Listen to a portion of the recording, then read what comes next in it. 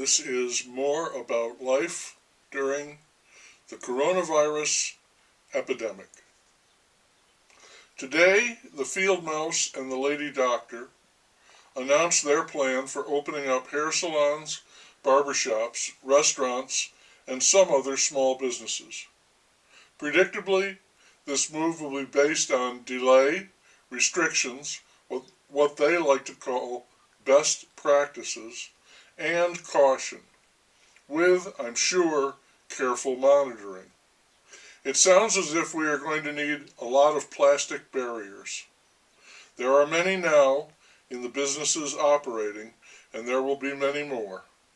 Masks are going to stick around. The field mouse is worried about what people are going to do in the 16 hours that they are not at work. Wild parties, orgies, basketball games? The lady doctor is going to keep her sharp eye on the numbers. The trumpet is busy today, referring to a sector of his opposition as scum, human scum. If he had addressed the coronavirus epidemic, I wasn't aware of it. The virus is probably scum in his book too, viral scum. Back to the governor. I call him the field mouse. I must also record that there was some kind of poll taken or measure applied somehow, and of the 50 governors in this country, he had the highest approval rating. All the victims love him. To them, he is a supremely compassionate man, a pastor, a shepherd. He has a few outspoken critics, but the majority revere him and consider him a savior. Another governor, this one in Texas. A lady who ran a hair salon in Texas opened it up and started doing business, violating the orders of the governor. She was reported, arrested, and sentenced to 5 days in jail. When he heard about this, the governor ordered her released immediately and said she should keep her beauty parlor closed. So you can see this is going to be a touchy business. And a little note, hard to find items like flour, dried beans, and toilet paper are creeping back onto the shelves. This is not true for yeast. We could not find any yeast. We checked 5 grocery stores. No yeast. This tells us that people might be making home brew, that or baking bread. And if that's the case, that surprises us. Here you've got a population known for going in the way of convenience, and suddenly presented with the opportunity, namely a lot of free time, they have become avid bakers.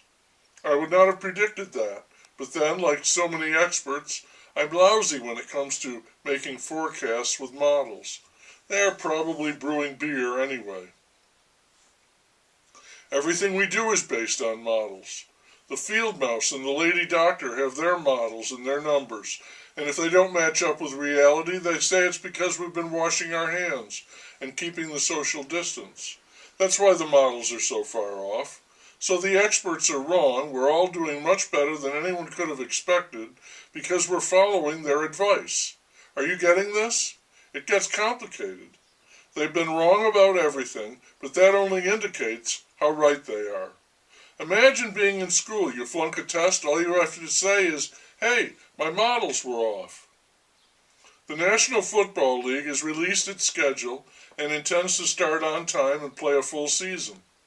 Major League Baseball is less sure, but the latest report I heard was that they would play games in home stadiums with no fans beginning in July and hoping to play at least a half season of 82 games. One of us waited for 2 hours to get a pre-ordered takeout at a very good Mexican restaurant. When the restaurants open next week, it will be outdoor service only.